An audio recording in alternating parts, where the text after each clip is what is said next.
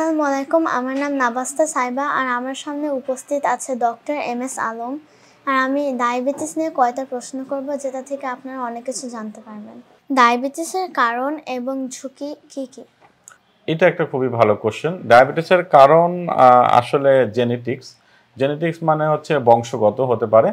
তারপরে হচ্ছে অনেক সময় আমাদের যে লাইফস্টাইল যেটা সেডেন্টারি লাইফস্টাইল এটাও একটা ডায়াবেটিসের কারণ। আবার অনেক সময় অবেসিটি, অনেক সময় দেখা যায় যে অনেকে মোটা হয়ে যাচ্ছেন, এটাও একটা অনেক সময় ডায়াবেটিসের কারণ হয়। তারপরে অনেক সময় খাওয়া-দাওয়ায় কোনো নিয়ন্ত্রণ নাই। মানে খাদ্য অভ্যাসটা যাদের আনহেলথি সেটাও একটা ডায়াবেটিসের কারণ বা ঘুমের ঠিক নাই, লাইফস্টাইলের ঠিক নাই।